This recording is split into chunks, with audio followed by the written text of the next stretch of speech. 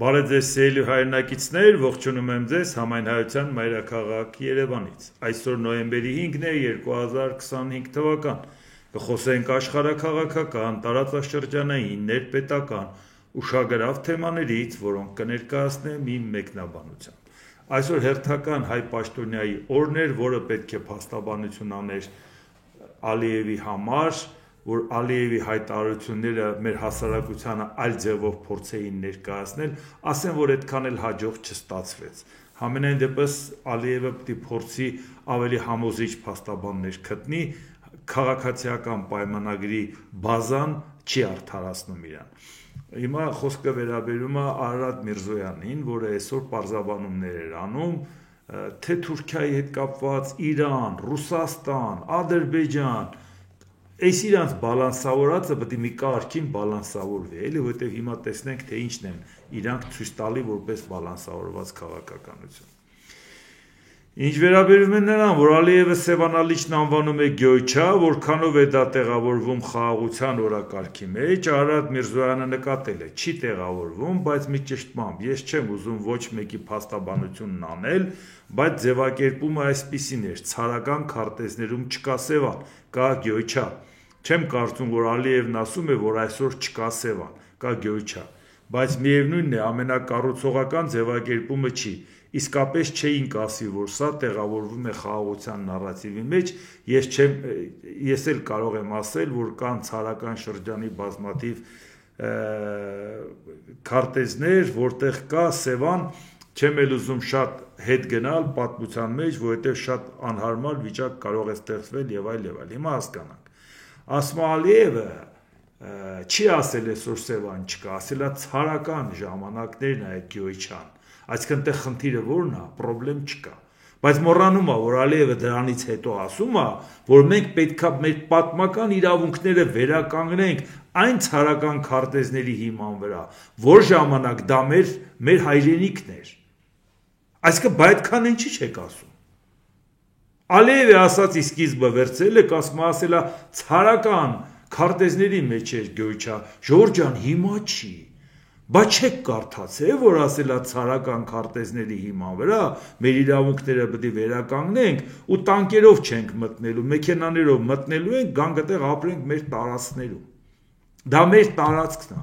Ցարական Ռուսաստանը հիշատակում է, որ հիմնավորի, որ դեռ այն ժամանակվանից իրանց տարածքն է։ Դուք դրան պատասխանեք, ոչ թե փաստաբանություն արեք, որ Ալիևը ինչ նկատի ուներ։ Ալիևի ասածը շատ պարզ տպվել է, մարդիկ էլ կարդացել են։ Խոսքը նրա մասին է, որ Ադրբեջանը նույնիսկ չի ասում, ես գամ Հայաստանում ապրեմ, որպես ադրբեջանցի, որպես ուրիշ երկրի քաղաքացիներ են Հայաստանում ապրում եւ ենթարկում են մեր վիզային ռեժիմին։ Այսքան օր իրավունք ունես ապրես երկրի միգրացիոն ռեժիմին։ Չէ։ Չեն էլ ասում Հայաստանի քաղաքացի դառնանք, նորմալ Հայաստանի քաղաքացու պես ապրենք։ Ոչ, իրանք ուզում են վերականգնել իրանց իրավունքը, դուք նրանց անունից եք մեզ խաղաղություն բերել։ Մենք ասում ենք դուք չեք հասկանում, որ մարդիկ հետևողական ասում են, մեր նպատակը գալ մեր իրավունքներին, այսինքն Ադրբեջանի ազնագրով գալ, Հայաստանում ունենալ այն իրավունքները, որը իրանք Ադրբեջանի կողմից են ստացել։ Իսկ Ադրբեջանի սահմանադրությունն էլ ինչպես Հայաստանի գտնում է, որ Ադրբեջանի տարածքից դուրս Ադրբեջանի քաղաքացին գտնում է իր պաշտպանության ներքո։ Չեք հասկանում, ի՞նչն եք փաստաբանություն անում։ Եկեք խոսենք իրական Հայաստանի իրական այսօրվա սահմանների, Ադրբեջանի կողմից ճանաչված սահմանների մասին։ Այսներից առաջ Ադրբեջանն ասում է, ես չեմ ճանաչում Հայաստանի սահմանը։ Հայաստանը իմն է։ Ասում է, եկեք խոսենք Ադրբեջանի կողմից ճանաչված, որի ճանաչված։ Որ փաստաթղթի մեջ ասել է փոխադարձաբար ճանաչում ենք, ու այդ փաստաթուղթը ուժի մեջ չի մտել։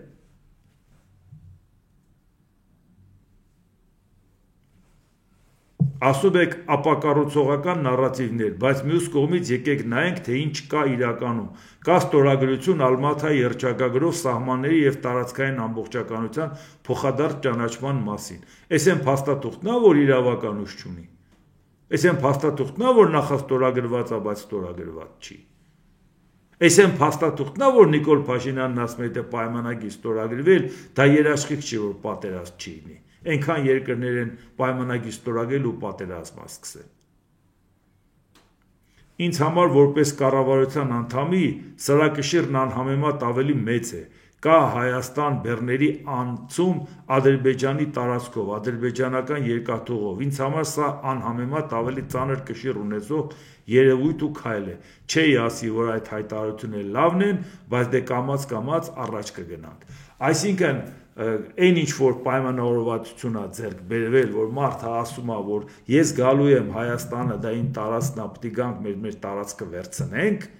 հատուկ աշխատանք են տանում երկրի ներսում, տարբեր ձևաչափերով, այդ քարտեզներով, համաժողովներով աշխարհին ներկայացնեն, որ Հայաստան պետություն չի եղել, ստեյից ընդեղ եկել են, ընդեղ վերաբնակեցրել են, բնիկ ազգը մենք ենք։ Այդ մարդիկ դրած ամբողջ աշխարհին ասում է, դա պետք է բացատրենք, որ մենք պետքա վերադառնանք մեր պատմական հայրենիք։ Մեզ ասում են, ժողովուրդ ջան, բա սահմանը բացել է, ցորեն է եկել է, բա դա ինչի չեք նկատում։ Նկատում ենք, դրա պատճառներն էլ ենք նկատում ու դրան էլ կանդրադառնանք։ Արարատ Միրզոյան, մենք չենք կիսում ընկալումը,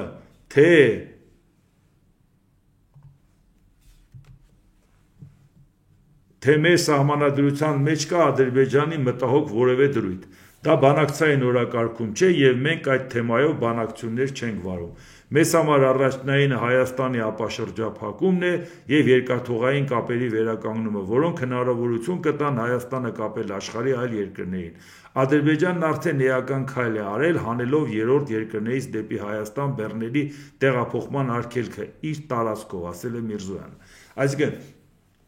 նորից նայենք, Հայաստանի արտաքին գործերի նախարարն ասում է, մեր սահմանադրության մեջ տարածքային պահանջ չկա։ Ադրբեջանը համառորեն պնդում է, որ կա։ Այսինքն ամենահասարակ հարցում, որ նույնիսկ սահմանադրական դատարանը մեր հիմնավորել է, որ տարածքային պահանջ չկա, Ադրբեջանը դա չի ընդունում։ Ու դուք չեք կարողանում Ադրբեջանին այդ պարզ բանը բացատրեք։ Չի ընդունում։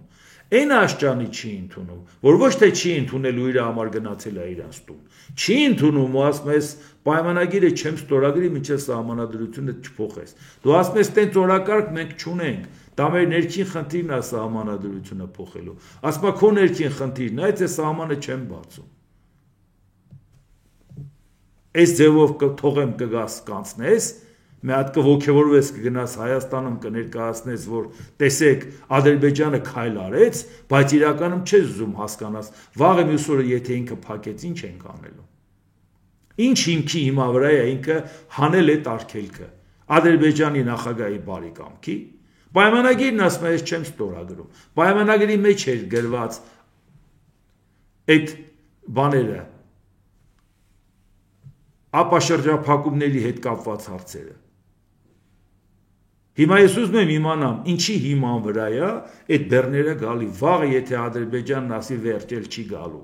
մենք ում ենք բողոքելու, պետք է հերթական անգամ ասենք, էլի ոնց որ ապակառուցողական քայլեր արեց, բայց մի հուզվեք, ժողովուրդ ջան, ամեն դեպքում դրականը նկատենք, Ալմաթիի հռչակագիրը իրանք ընդունել են, թեպետ փաստաթուղթը չեն ստորագրել։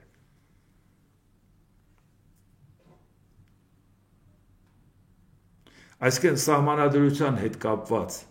դուք չեք կարողանում համոզել, վերջ։ Էս են Ադրբեջանն, որով մեզ անկախություն եք խոստացել։ Սա է մասին է խոսքը։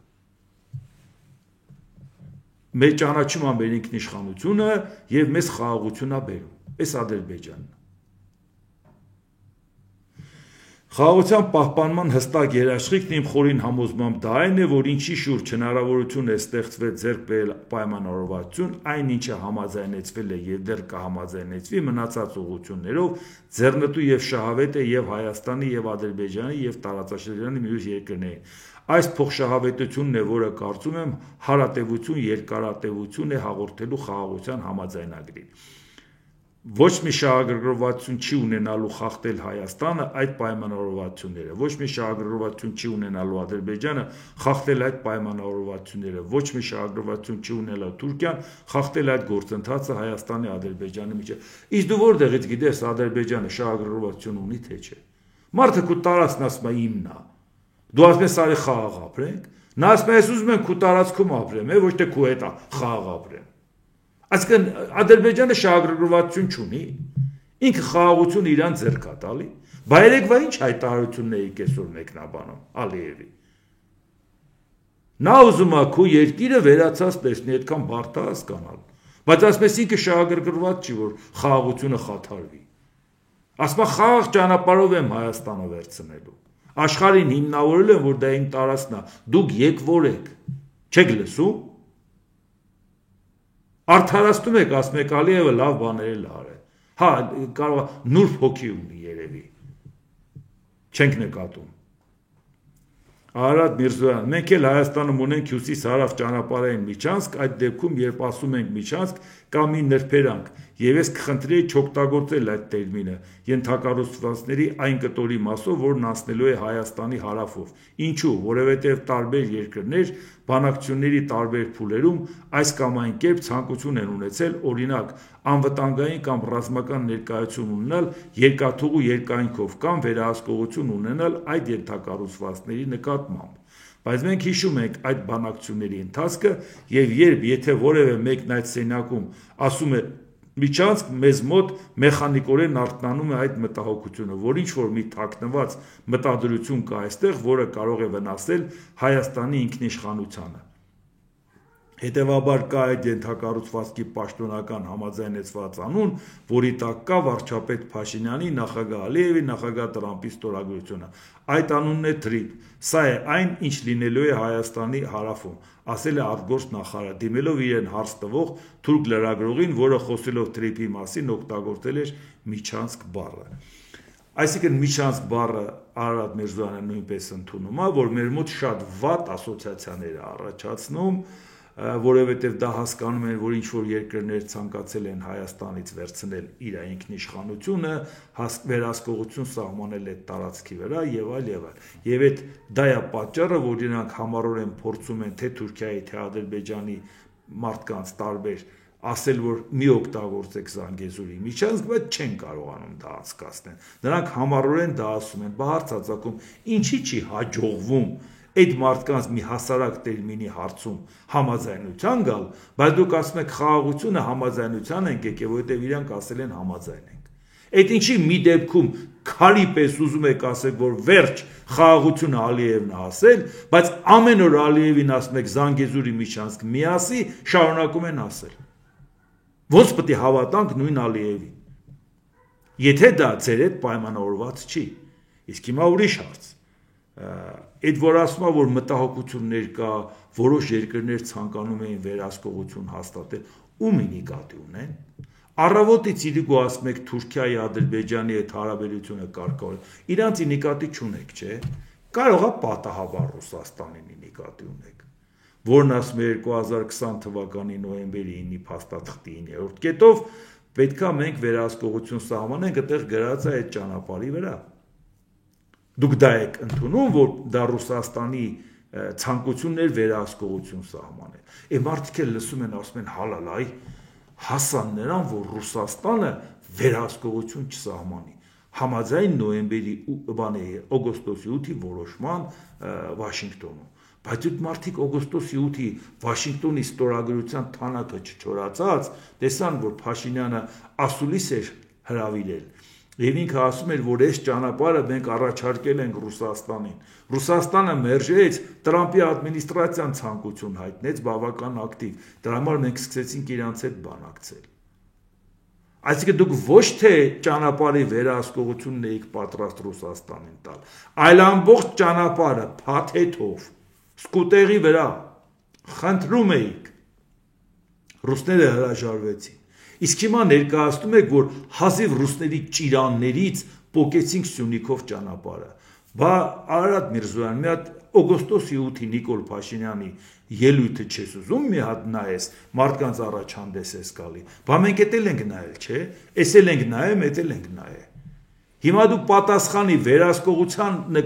կատեգորիկ դեմ էիք, բայց ամբողջությամբ Ռուսաստանին հանձնելուն կողմ։ Խնդրում էիք, Ռուսաստանը չհամաձայնվեց։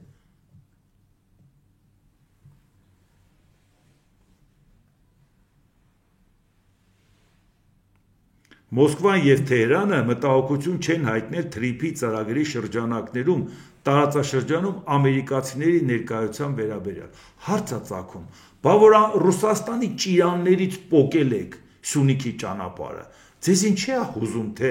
Մոսկվան մտահոգված է, թե չէ։ Բա օգոստոսի 8-ից հետո եկել եք ստեղ զուռնադհոլով ծափուտի ծաղով փողոց էին լցվել Նիկոլ Փաշինյանի սազանդարները, վերջապես պրծանք Ռուսաստանից։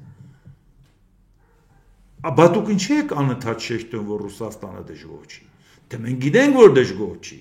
Մենք գիտենք, որ Ռուսաստանի խաղերի արդյունքում է դա տեղի ունեցել։ Որտեղ Ռուսաստանը այո չէր կարող վերահսկել, դա չի պատճառը, որ դուք էիք դեմ, դա էր պատճառը, որ տարբեր երկրներն ասին ինչի դե Ռուսաստանի վերահսկողությամբ ապրանքը հասնի միտեղից միտեղ։ Մենք այդ ճանապարհը չենք սարքի կամ չենք էլ օգտվի, եթե սարքվի։ Դա ձեզ մի վերագրեք։ Եթե դուք դա մերժացնեիք, ամբողջ ճանապարհը Ռուսաստանին չէիք առաջարկի։ Իսկ հիմա հարցը հենց կայանում է հենց դրան։ Այսինքն Ռուսաստանը եւ Իրանը դժգոհ չեն, հատկապես Ռուսաստան շարունակությունը, ընդհակառակը Իրանը եւ Ռուսաստանը շահագրգիռ են ծրագրով, մանավանդ որ Ռուսաստանը Հայաստանի Հանրապետությունում մեկ այլ ընկերության հարավկովկասյան երկաթուղու օպերատորն է։ Ժողովուրդ, Ռուսաստանն այդ բեռները, երկաթուղու այդ բեռները, անցկացնողը, բա Ռուսաստանին դուրս չէիք մղել։ Բա վերջ Ռուսաստանը վերացել էր։ Այսինքն Տրամպի հետ պայմանագիր եք կնքում, այդ բեռների հետ կապված ճանապարհը կառուցվում է եւ այդ ճանապարհը հարավկովկասյան երկաթուղուն է պատկանում։ Եթե դա այդպես չի, վերանայելու եք կամ ժամանակը ավարտվի դրանից վերցնելու եք, ինչ եք շեշտում, որ մեկ այլ ընկերություն է հարավկովկասյան երկաթուղին էլ օպերատորը Ռուսաստանն է, ինքը ինչի՞ պիտի շահագրգռված չլինի, որ ինքը ուրախ է։ Այսինքն ակնհայտ ընդգծում, որ այդ ճանապարհը, որով որ անցնելու է, դրա օպերատորը շարունակելու է մնա Ռուսաստանը։ Թե չէ այլապես Ռուսաստանը ենթադրենք երկաթգծի օպերատոր է։ Ինչ կապ ունի Ռուսաստանն է երկաթգծի օպերատորը լինելը Սյունիքով ճանապարհի հետ, եթե այդ ճանապարհի օպերատորն էլ չի ինքը։ Չէ՞, մի բարդ բան է հասկանալու համար։ Բայց դա ենք ասում։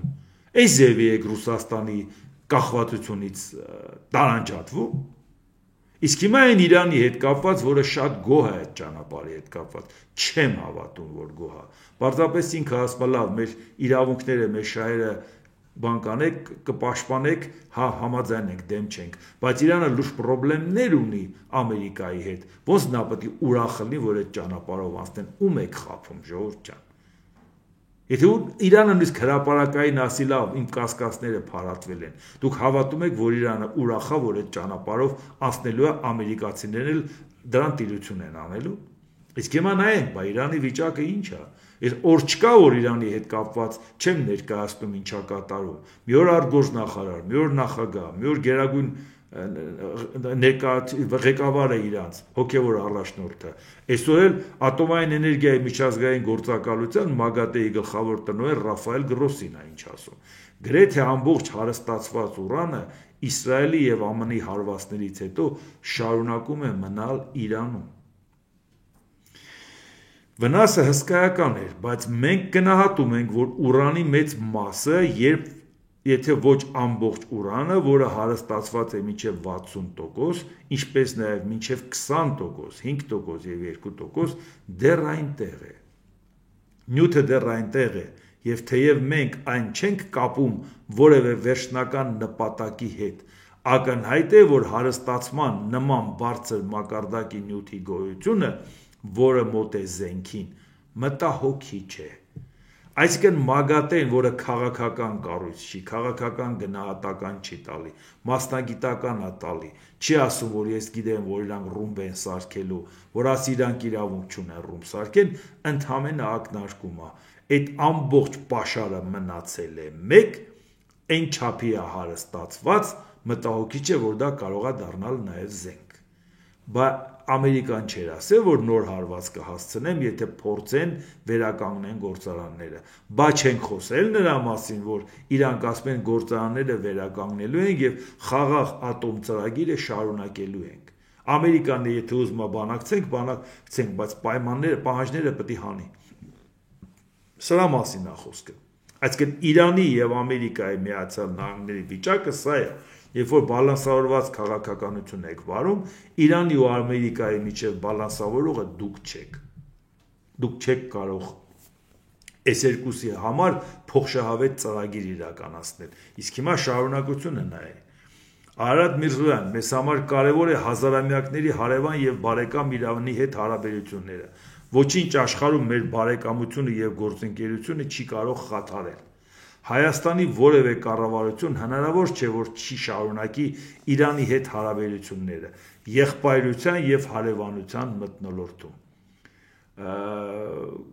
Կաշխատեի զգուշ ելնել եղբայրության մասին խոսել Իրանի հետ, այն որ մեր հարևանն է, որի հետ խնդիր չունենք, դա հասկանալի է, բայց ես ուզում եմ իմանամ եղբայրության չափորոշիչը որն է, մի հորից մի մորից ենք,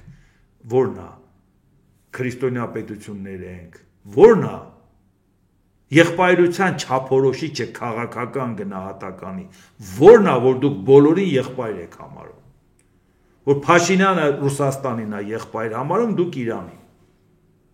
Կարող եք այդ կատեգորիան մի հատ ֆիքսել, ասել ժողովուրդ ջան, մենք արտաքին քաղաքական հարցերում եղբայրություն հասկանում ենք սա։ Ուզում եմ հասկանամ, դա որն է։ Լավ հարևան եղեք, ո՞վ է ձեռներդ բռնել։ Ձեր կողքի հարևանը, որ լավ հարևանալում, ասում եք եղբայրս, հա։ Ընդհանրապես կարող եք խաբար չեք եղբայրը որն է, հարևանը որն է։ Ավելի լավ է սկսենք դրանից, թե չէ արտաքին քաղաքականությունից բան չեք հասկանում։ Սրան զուգահեռ կան միջազգային սանկցիաներ եւ պատժամիջոցներ, որոնք չեն շրջանցել եւ շրջանցելու։ Մենք երբեւե չենք խաբում այն երկրներին, որոնք պատժամիջոցներ ունեն Իրանի հետ։ Նշել է Միրզոյանը։ Եվ ընդգծել, որ սակայն այդ պատժամիջոցները սահմանափակվում են Հայաստանի եւ Իրանի միջև առևտուրը։ Չնայած դրան աշխույժ տնտեսական հարաբերություններ ունեն եւ այդպես էլ շարունակվելու են, ասել է Միրզոյանը եւ հույս հայտնել, որ այդ սահմանափակումները կվերանան եւ Հայաստանն ու Իրանը կկարողանան հարաբերությունները ամբողջ պոտենցիալով օգտագործել։ Այսինքն այսօր, երբ որ Իրանի հետ դու ունես նաև նորմալ հարաբերություն ու երբեք Իրանի հետ հարաբերությունը չես պայմանավորելու երրորդ երկրի հետ, այսինքն Ամերիկայի Միացյալ Նահանգներին զոհ չես գնա, որ քո երկիրը պլազդարմ սարքեն Իրանին ռմբակոծելու, դա միանշանակ նորմալ է, դրա մասին մի անգամ չի որ խոսել ենք, ոչ մի պարագայում չի կարելի դառնալ գործիք, նույնիսկ Ամերիկայի երաշխիքների պարագայում, բայց դա ուրիշ է։ Մենք ասում ենք չես կարող, բայց երբ որ դու խոսում ես եղբայրության մասին Իրանի հետ, դու ընդհանրապես տեղյակ ես Իրանի հետ կապված վիճակը ինչ է։ Ամերիկան ինչ է պատրաստվում անել։ Ու դրանով պայմանավորված ինչ խնդիրներ դուք ունենաս։ Հիմա Հայաստանին Ամերիկան դիտարկում է որպես Իրանի եղբայր, այս է արտաքին քաղաքական հարաբերությունները։ Ասում ենք լավ, մի քիչ զուսպ եղեք էլի։ Մի քիչ զուսպ էլի խոսեք ձեր հարաբերությունների մասին, որ խնդրեմ չունեք, խնդիր չունեք, բայց դու գիտեք, որ Իրանի խնդրեմը կարա մերը դառնա, եթե դուք սենց աղբերությունից եք խոսում։ Ու փաստորեն մենք տեսանք, չէ՞, որ Իրան գտնում է, որ Ամերիկայի գալը չի հակասում Ռուսաստանի եւ Իրանի շահերին։ Այն դեպքում, երբ որ Ռուսաստանի եւ Ամերիկայի եւ Իրանի հետ կապված ցանկացած պահի կարող է նույնիսկ հանկարծակի հարվածներ հասցնի Տրամպը։ Ցանկացած պահի։ Եթե չկա համաձայնության։ ՄԱԳԱՏԵ-ի գլխավոր տնօրենի այս հայտարարությունը շատ ավելի վտանգավոր է, քան քաղաքական հայտարարություն, որտեղ ինքը փաստորեն հավաստում է, որ Տրամպը ունի բավարար հիմքեր հարվածներ հասցնելու։ Իհարկե հասցրեցին, խնդիրներ ունեցան, իրանց արդյունքին չհասան, Իսրայելը հասցրեց պատասխան հարված ստացավ, Ամերիկան ստիպված եղավ շատ կոշտ արձագանքել, բայց միևնույն է իրանք հասկացան, որ հարցը չեն լուծել։ Այսինքն նշանակում է այդ հարցը շարունակվելու է։ Իսկ մեր արտգործնախարարը այդ ամեն ինչը եթե նայում է, զուսպ լնելը հետ չեն սովորել։ Առավել ևս դիվանագիտական գործով զբաղվող մարդը պետք է մի քիչ զուսպ լինի հայտարարությունների մեջ։ Իսկ մեր ճանապարհով այդքան խոսում են, ծորենը կգա, դրականը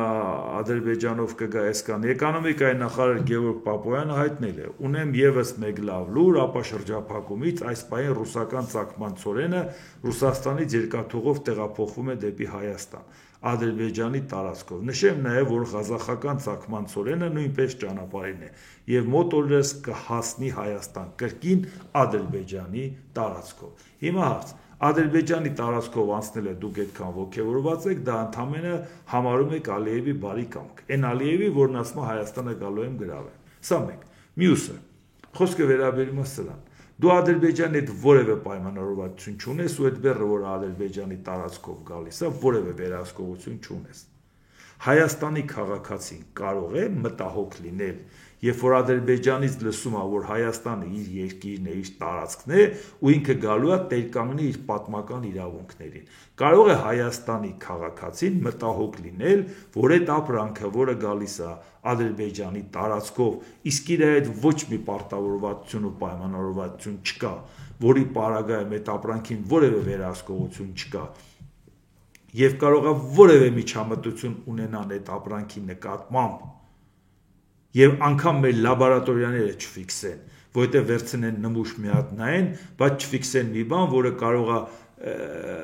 հարված հասցնի, այնպիսի հավելումներ անեն, որը հարված հասցնի մի քիչ ավելի այլ հեռանկարով, որ այդ լաբորատորիան այդ պահին չֆիքսի։ Բարդ է այդքան Թուրքիայի եւ Ադրբեջանի համար ֆանտաստիկ փողերի պարագայում։ Եվ մեր այն վիճակով, որ իջ ապրանք Հայաստանից դուրս է գալիս, ուրիշները ասում են անորակա, ասում եք դե մեր լաբորատորիաները չեն կարող ֆիքսել, էդ էլ գիտենք, չէ՞ մենք։ Հիմա հարց է ծագում։ Ադրբեջանից գալիս է մի ապրանք, պայմանականորեն ասենք թեյ։ Դրած է խանութում, ես մտնում եմ, հակաքարոզչություն չեմ անում, մտնում եմ, նայում եմ, գրած ադրբեջանական թեյ, ես դա ուղղակի չեմ առնում։ Չեմ առնում ադրբեջանական թեյ։ Չեմ էլ ասում ժողովուրդ մի առեք, պետք չի, նա մեր թշնամին է, չեմ ասում, ես ուղղակի չեմ առնում։ Բայց եթե գալիս է ծորեն, այդ ծորենը խանութում դրած չի։ Ես չեմ գնում տեսնեմ, սա Ադրբեջանի տարածքով անցած ծորենն է, սա այլ տարածքով եկած ծորենն է։ Ադրբեջանի տարածքով եկած ծորենը դառնում է հաց, դառնում է ալյուր, դառնում է հաց, մտնում է խանութ։ Ու վրան գրած չի, սա տեղափոխվել է Ադրբեջանի տարածքով։ Այսինքն գործնականում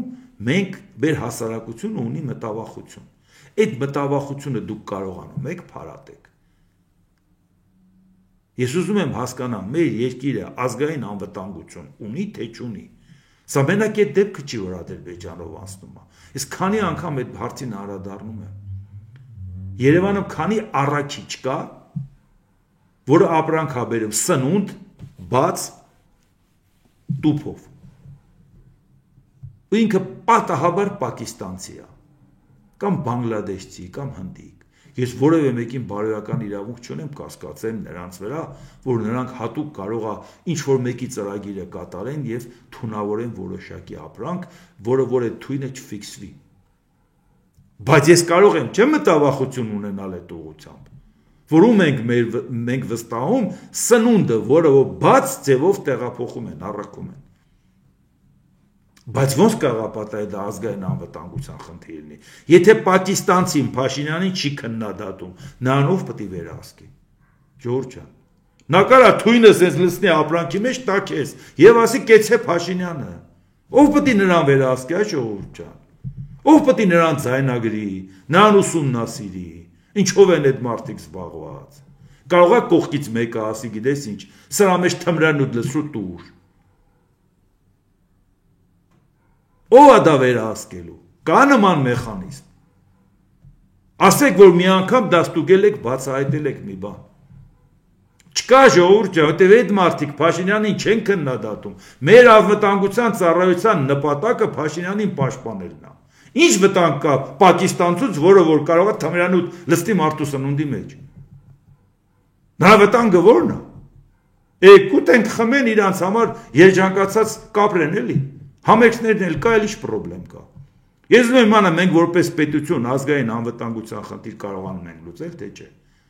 Մարդը մտահոգ է, ասում Ադրբեջանի տարածքով անվերահսկելի ապրանք է գալի, որի հետ կապված այդ ապրանքի շարժը ես չեմ կարող ֆիքսել, որի հետ կապված նա ոնց դարձավ սնունդ, մտավ խանութ, ես չեմ տարբերակելու խանութում դա Ադրբեջանով եկած թե չէ, դա մտահոգիչ չի։ Ասում եք, բա ուրախացեք ճանապարհը, ասում զարմացել ենք Ալիևը ճանապարհը բացել։ Եթե Ալիևը զարմացել եք ճանապարհը բացելա 2 օր առաջ ու հաջորդ 2 օր հետո ասելա, որ գալու ենք Հայաստանը գրավենք, դա մեր տարածքն է, մեր պատմական իրավունքներին տեր պետք է կանգնենք, ձեզ չի զարմացրել այդ ճանապարհը ինքն չի բացել։ Որ Նիկոլ Փաշինյանը գլուխը գով ասի ճանապարհը բացվել է։ Իսկ քաղաքացու շատ պետքն է, թե այդ ապրանքը կգար Լարսով, թե այդ ապրանքը կգար Ադրբեջանով։ Այսինքն դրան որպես առավելություն ինչի եք ցույց տալիս։ Էլի ռուսական ցորենը չի։ Գայլակացել ուրիշ տեղից եք բերել, մեր վրա դա որպես գաղափար թանկ վաճառում եք։ Ինչ ասում Արարատ Միրզոյանը, ես կարծում եմ, որ հայ քաղաքացիները պետք է ապրեն Հայաստանում, ենթադրում եմ Ադրբեջանի քաղաքացիները Ադրբեջանում։ Այս մասին ազգային ժողովում ասել է Արարատ Միրզոյանը, այսինքն նկատի ունենալով, որ բանա ադրբեջանցիները պետք է մնան իրաց մոտ չգալ, բայց որ Ադրբեջանի որ ուզում է գա, ու դու էլ խաղաղության պայմանագիր ստորագրում ես, ունել կանգնում աշխարհին ասում ես իմ պատմական երկիր եմ գալի, ու ասում գալու եմ տեր կան, դրա դեմը ոնց ես առնելու։ Մենք դրա մասին ենք խոսում։ Ու ասում եթե ավտոյով չգամ, տանկով եմ գալու, ավելի լավ է ավտոյով գամ։ Դուք այդ հարցի պատասխանը չեք տվել։ Եվ մեկ էլ ասենք այդ Օրբելի ֆորումը 2025-ի ժամանակ թուրք լրագրողը Հայաստանի արտգործնախարար Արարատ Միրզոյան հարց ուղղելուց առաջ նշեց, որ Եվրամիության Հայաստանի անդամակցության մասին Միրզոյանի մտքերը ստիպեցին մտածել, թե Թուրքիայի արտգործնախարարն է խոսում։ Միրզոյանն այս դիտարկմանը չարձագանքեց եւ պատասխանեց հայ-թուրքական հարաբերությունների կարգավորման վերաբերյալ։ Դե իհարկե Ժողովուրդ ջան, հարցով դա չի, որ դուք մտածեք, որ Արարատ Միրզոյանը պետք է վիրավորվեր, որ Թուրքիայի նախարարն է խոսում, որտեվ ինքը իրեն պատկերացնում է Թուրքիայի արտգործնախարարի կրտսեր աշխատակից։ Ինքը ոնց պետք է դրանից վիրավորվեր, որ բայց ոնց ես դու մտածում, որ քեզ հետ խոսում է թուրք լրագրող եւ ասում է ինձ թվում է խոսում է Թուրքիայի արտգործնախարարը։ Չես ասում, ընկեր ջան, դու ես ինչ ես խոսում։ Ո՞վ ես դու ընդհանրապես։ Բայց այս ձևի է արդեն ընկալում է Ժողովուրդ ջան։ Իսկ հիմա նաև այն մյուս հարևանի հետ կապված էլ նայենք։ Եվրամիության ընդլայնման զեկույցի ներկայացման ժամանակ Վրաստանի իշխանություններին է դիմել եվրահանձնակատար Մարթա Կոսը։ Ես շատ կարևոր ուղերձ ունեմ Վրաստանի քաղաքացիների համար, հատկապես այն պատճառով, որ նրանց կառավարությունը նրանց ասում է, որ երկիրը տանում է դեպի Եվրամիություն։ Հարգելի Վրաստանի կառավարություն, դուք ձեր ժողովրդին չեք մոտեցնում Եվրամիությանը, այլ ավելի եք հեռացնում նրանց։ Եթե դուք իսկապես լուրջ եք վերաբերում Եվրամիության անդամակցությանը, ապա լսեք ձեր ժողովրդին եւ դադարեցրեք ընդդիմադիր առաջնորդներին, լրագրողներին եւ ձեզանից տարբերվող մարդկանց բանտարկելը։ Այդ դեպքում մենք կկարողանանք խոսել։ Եվրամիության արտաքին գործերի գերագույն ներկայացուցիչ Կայակալասնի հերթին հայտարարել է, որ Վրաստանը միակ թեկնածու երկիրն է, որը հետընթաց է գրանցել իր եվրաինտեգրման գործընթացում։ Այս փուլում Վրաստանը Եվրամիության անդամակցության ճանապարհ չունի, եթե պայմանները կտրուկ չփոխեն։ Վրաստանն այժմ համարվում է թեկնածու երկիր միայն անվանապես։ Սա արտացոլում է նաև Եվրամիության ընդլայնման վերջին զեկույցում, ասել է Կալասը։ Ահա սա էլ Վրաստանի հետ կապված, որ երբ որ ասում են, որ մենք ասում ենք գնում ենք Եվրոպա, մարդիկ չեն խաբվում դրա վրա, ասում են ասելով չի, իրական քայլերով ու գործերով է։ Վաղը մեզ են դեմ տալու, երբ որ սենց խոսում ենք եղբայրության մասին Ռուսաստանի ու Իրանի հետ կապված։ Իսկ հիմա նայենք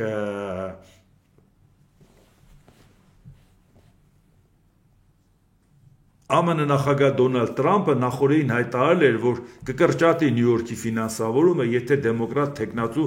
Մամդանին դառնա քաղաքապետ։ Իդեպ երեք խոսում էինք սրա մասին, որ շատ սխալ է, որ նախագահը նման հայտարարություն անի, Ամերիկայի Միացյալ Նահանգների ժողովրդավարությանը տենց հարված հասցնի, բա եթե ժողովրդի իր այնադու գնա ընտրի, հետո ինչ է անելու, եւ ինչպես տեսնում եք 34-ամյա դեմոկրատ Զոհրան Մամդանին Նյու Յորքի քաղաքապետ է ընտրվել։ Նա դարձավ քաղաքի պատմության մեջ առաջին մահմեդական քաղաքապետը եւ 1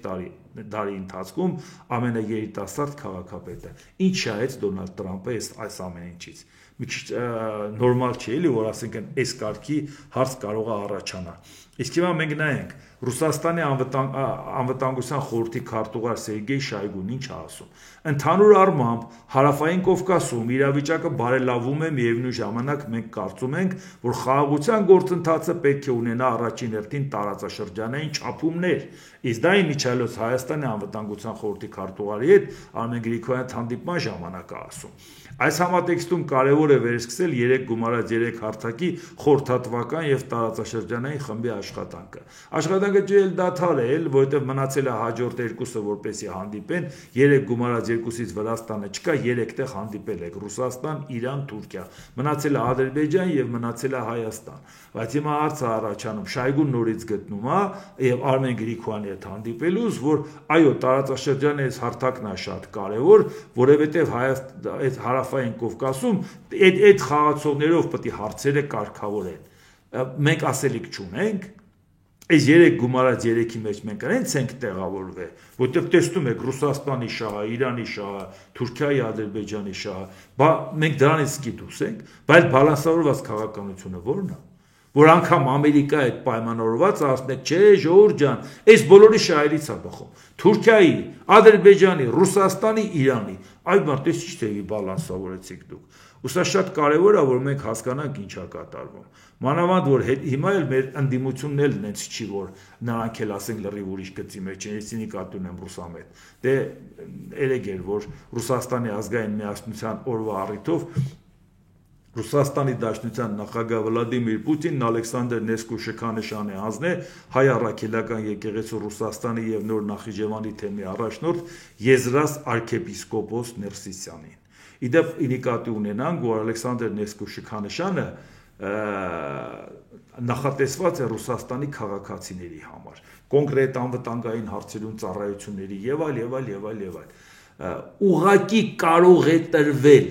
արտասան, այսինքն սա ժողովրդների բարեկամության շքանշան չի, որի նպատակը լինի դրսի մարդկանց պարգևատրելը։ Սա հենց զուտ Ռուսաստանի քաղաքացիների համար է, որ առանձին դեպքերում տալիս են նաև օտար ազգի մարդկանց, ենելում են տալի։ Ալեքսանդր Նեսկու շքանշանով կարող են պարգևատրվել անվանի արտասահմանյան քաղաքական եւ հասարակական գործիչներ։ Դուք կարծում եք, որ Եզրասը անվանի քաղաքական գործիչ է, թե հասարական, չէ, ուրիշ բան էլ կա։ Արտասահման երկրների գործարար համույթի ներկայացուցիչներ։ Հա, երևի գործարարին է բռնել էլի, բայց ուշադրություն, Ռուսաստանի հետ բազմակողմանի համագործակցության համար եւ աջակցելու նրա սոցիալ-տնտեսական զարգացմանը։ Այսինքն այս մեդալը Ռուսաստանին աջակցելու համար է։ Հայաստանի հետ ոչ մի կապ չունի, ժողովուրդ ջան։ Սա չի խոսում ժողովրդների բարեկամության, չգիտես ինչերի մասին։ Իսկ սա այն հարցն է, որի մասին պարբերաբար խոսել ենք։ Նույնիսկ այն ժամանակ, երբ որ կաթողիկոսին քննադատել է մեր իշխանության կողմից մոդա չէր։ Խոսում էինք նրա մասին, որ նույն Եզրաս arczepiskopos-ը, որը որ օրհնում էր հայկական ջոկատը, որը որ պետք է գնար Ուկրաինայի մարդ սպաներ։ Այսինքն ինքը կոնկրետ ինքը հայկական ջոկատին օրհնում է հայկական բատալյոն Արբատը որ կար, որ ուղարկում հայ առաքելական եկեղեցու անունից մարդ սպանողին ինչ ես օրհնում, սրա մասին քանի անգամ ենք անդրադարձել։ Այսինքն նա Ռուսաստանի քաղաքացի ազգությամբ հայ է, դու ինչ ես նրան օրհնում, նա հայրենիքներ պաշտպանում,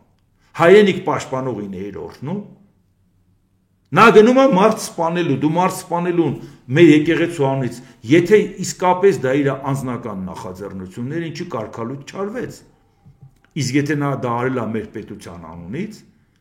մեր եկեղեցու անունից, Այսինքն ինքը ընդունում է, որ մեր եկեղեցին մտներ ուրիշ պետություն, որի ինքնիշխանությունն ու տարածքային ամբողջականությունը ճանաչել ես, գնաց մարդկանց սրի քաշես, բռնաբարես, թալանես, ապրանքները բերես, դու նրան օրհնում ես, որ ինչ անի։ Հայրենիքա պաշտպանում, բա ում անունից ես դա անում։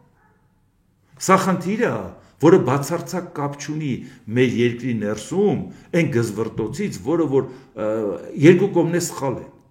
Այս հարցում Հայաստանին հասցվող հարվածը հանվել է միջազգային մասշտաբների, ու երբ որ Պուտինը նրան մեդալ է տալիս, նա ասում է դու մերն ես, դրանով ինքը ասում է այս մարդը մեր հովանու ներքո է, դա չի օգնում, որ Հայաստանի տարածքում նույնիսկ այն մարդիկ, ովքեր դեմ են Փաշինյանին, չեն կարողանա պաշտպանել այս մարդկանց, որովհետև սա այնպես չի, որ ասես, եթե Փաշինյանին դեմ եմ, ուրեմն սպասի եկեղեցուն պաշտպանեմ, դու այս եկեղեցուն ես պաշտպանում, որին Պուտինը մեդալ է տալիս իր երկրին մատուցած ծառայության համար, որովհետև դու արդարացրել ես մարդասպանությունը, կարող ես ասել, որ գիրքը կարդացիր, որ օրհնեցիր, ինչ էր գրած այնտեղ, որ կարդացիր, այդ մարդիկ էլ լսեցին, հուզվեցին, կամ ինչու են քեզ դիմել, որ դու դա անես, դու օրհնես։ Օրինակ հիմա եթե մեկը գնում է պատերազմ, գնում է Ուկրաինայում կռվելու, կարող է մի օր զանգեն ասեն, պարոն Անտինյան, հրապարակային գործիչ եք, մեզ օրհնեք, գնում ենք Ուկրաինայում մարդ սպանենք, չեն անի, չէ, գիտեն, չէ, իմ հրապարակային կարծիքը։ Չեն էլ ասի, որ ես մերժ եմ։ Ուղղակի չի առաջանա այդպես հարց։ Բան չի առաջանում, որ հայ առաքելական եկեղեցուն դիմում է Ռուսաստանի քաղաքացի ազգությամբ հայը, ասում է ինձ օրհնի գնամ մարդ սպանեմ։ Որտեւ ինքը համարում է, որ դուք իրանցն եք, որ դուք արդարացնում եք մարդասպանությունը։ Եվ այսօր եթե Պուտինը այդ մեդալը տալիս է, ասում է ծառայությունների դիմաց են տալի, ժողովուրդ ջան, Ռուսաստանի հանդեպ ծառայությունների։ Վերցրեք կարդացեք այդ շքանշանի բովանդակությունը, ում է տրվում, ինչի համար է տրվում, բան չի համար հատուկ ուշադրություն դարձրեցի։ Անգամ նույնիսկ եկեղեցին տար միջ եկեղեցական կապերի չգիտես ինչ, մի ձև գտնեինք ասեիր, հա, բայց տեսնում եք, որ դա այդպես չի, չէ։ Ինչ է, սա նշանակում է մեր հովանու ներքո, է։ Բաս այդ նույն Ռուսաստանն է, այդ նույն Ռուսաստանն է, որ Փաշինյանը աղբեր է համարում։ Հմ դե հասկացեք, բա դուք ում հետ եք վիճում ու այդ կռվում։ Դուք նույն դաշտում եք, ժողովուրդ ջան, բայց խայտառակ եք անում Հայաստան պետությունն ու հայ ժողովրդին։ Էս է պրոբլեմը։